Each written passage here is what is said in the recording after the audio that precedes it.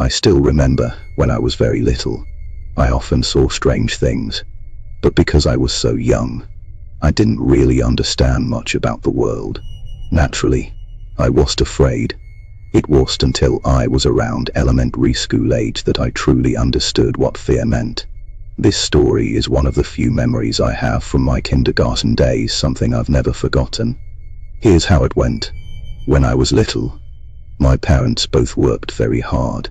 They barely had any time to take care of me.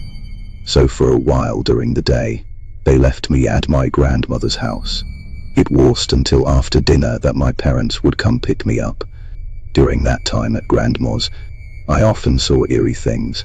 Sometimes, I would see a person who looked just like my late great-aunt sitting in grandma's living room, quietly sipping tea. Every time I called out to her, she'd look at me, smile gently, and then slowly fade away until she was transparent and vanished. Other times, I saw a tall figure with a smooth, featureless face standing near the cemetery by grandma's house. Just a large, dark shape with no eyes, nose, or mouth. But back then, I didn't feel scared. In fact, I would tell others about what I saw. But my parents, my friends, and even my teachers at kindergarten didn't believe me. That made me very upset. Only Grandma believed me. She would smile kindly and tell me not to play with those strange people. Then she'd give me some snacks. Grandma once told me that when she was a child, she also often saw those weird people. Maybe because she could feel how I was feeling, she treated me especially kindly. One day after school, I went to Grand's house and we went to the park together. Grandma smiled and told me to go play. At that time, there were no other kids around, so I dug in the sandbox by myself while Grandma sat on a bench nearby, smiling and enjoying the breeze. Suddenly, I felt like someone was watching me. I looked around and saw a girl about my age, smiling and walking back and forth near the flower bed. I stood up and was about to walk to her. Then Grandma suddenly grabbed my arm with surprising strength. She looked very serious and said in a stern voice, "You can't go there." Grandma's intense attitude felt strange to me, so I looked again toward the flower bed. But it wasn't a little girl there. Instead, I saw a writhing, completely black shape moving around. After a moment, it stopped, then ran quickly in the opposite direction from us. When it left, Grandma smiled again and said, "That's one of those strange things. Remember, you must never play with them." That was the first time I was taught what I should fear. From then on, I often saw that black shape near the places where my friends and I played. It seemed to want to be seen by everyone. The kids playing with me said they saw a little girl, but only I saw the black thing covered all over with eyes. A terrifying dark mass.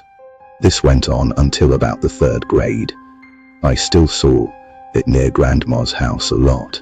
One day in 3rd grade, I was sitting alone in Grandma's courtyard, lazily eating watermelon and feeling the breeze.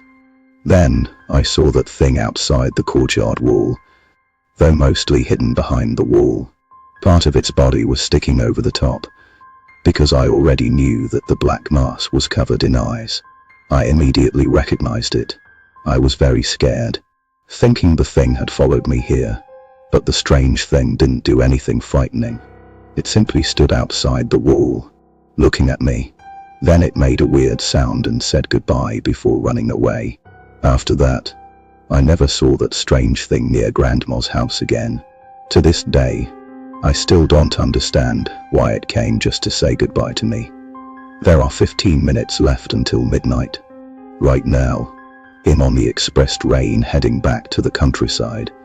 A few minutes later, at a midway station, I saw a man get on the train, scrolling on his phone. The doors closed behind him. Suddenly, the man looked up. His eyes widened like he'd seen something terrifying. He snapped back to reality and quickly scanned the faces of all the passengers. Then nervously, he rushed to me and asked, "Excuse me, are you 20-8 years old?" I was shocked. Yes, yes, that's me, I answered. How do you know? He didn't answer. Instead, he ran off to talk to someone else. Excuse me, are you 40 minus 5? Yes. And you? 60 minus 2. How do you know that? The back minus and minus fourth kept going. That man seemed to have some special ability just by looking at someone's face. He could guess their age. I glanced at the time.